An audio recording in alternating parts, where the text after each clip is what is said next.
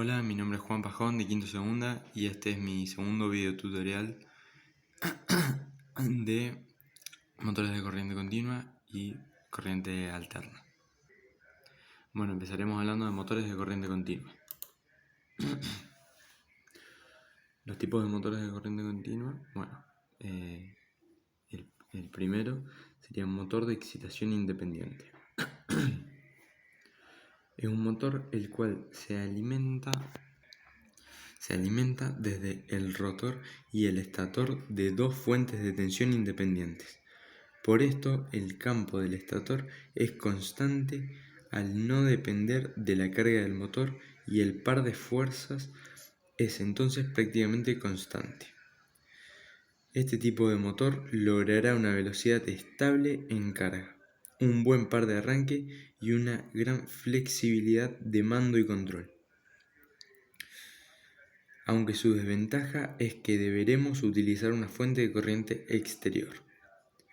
Estos motores se aplican mucho en el ámbito industrial, como por ejemplo en el torneado, en el taladreado de materiales y desenrollado de bobinas, etc.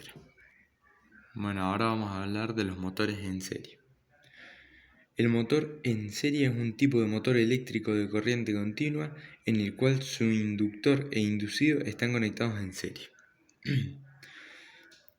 El motor en serie se caracteriza por tener una elevada rotación en el arranque y sus velocidades son muy variables según la carga, convirtiéndolo en un motor poco estable.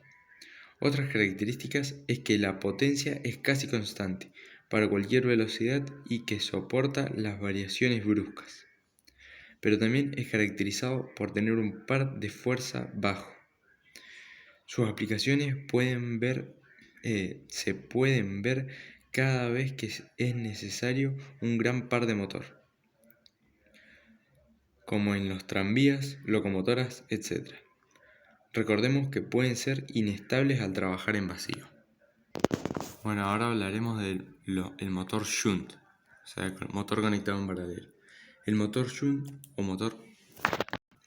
Bueno, ahora hablaremos del motor shunt o motor conectado en paralelo.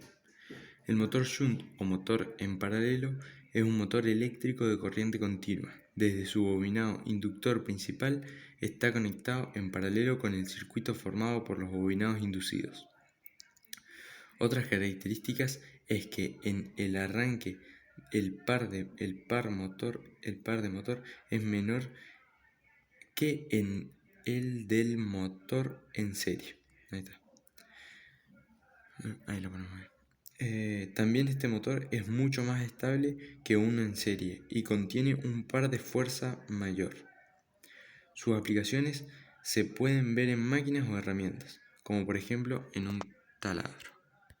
Bueno, ahora seguiremos con el motor compound. En este caso se puede ver que el motor es una combinación del motor en serie y el motor en paralelo, puesto que una de las bobinas inductores está en serie con el inducido, mientras que la otra está en paralelo con él. Se caracteriza por tener un elevado par de arranque, pero no corre el peligro de ser inestable cuando trabaja en vacío. No ocurre como ocurre con el motor en serie. Ahí está. Aunque puede llegar a alcanzar un número de revoluciones muy alto, este se deberá aplicar cada vez que se necesite un rango de velocidades muy alto. Bueno, ahora seguiremos hablando de los motores de corriente alterna. Los motores universales nos van a permitir trabajar con voltaje de corriente continua y de corriente alterna. Su circuito está hecho en serie y tiene una excelente par de arranque junto a que puede lograr grandes velocidades de giro, pero de poca fuerza.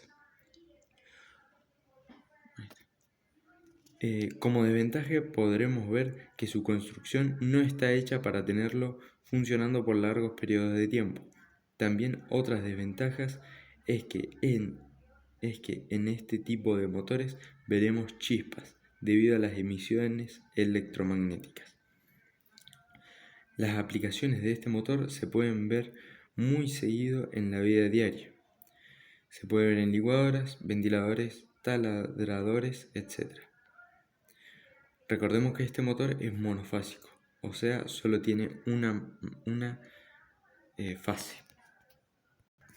Seguiremos hablando de los motores síncronos.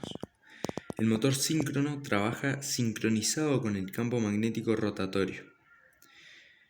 Este motor siempre trabaja a una misma frecuencia y por lo tanto la velocidad del rotor dependerá de la frecuencia de la fuente de alimentación. Esto quiere decir que trabajará a una velocidad constante.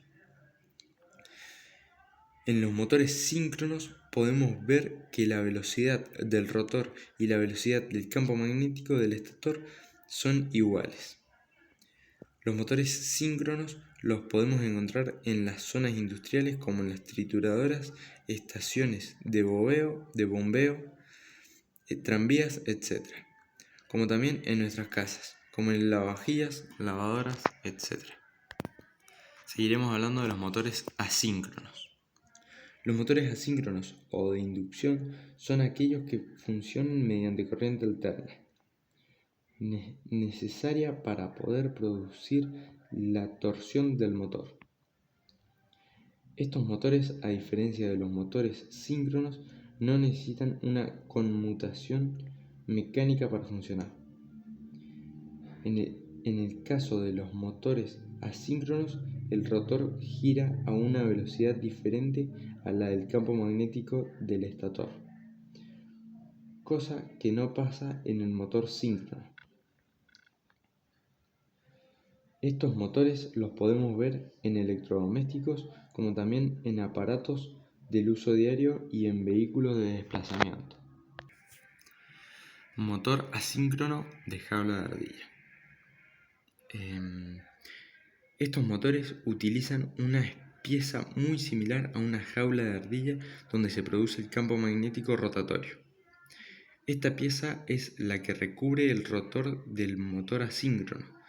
La corriente es inducida en barras de una jaula de ardilla que se ayudan con láminas finas con núcleo de hierro. El principio de funcionamiento se basa en la generación de un campo magnético rotatorio en el centro del motor por parte de un bobinado estático en su periferia, el cual se alimenta con corriente alterna.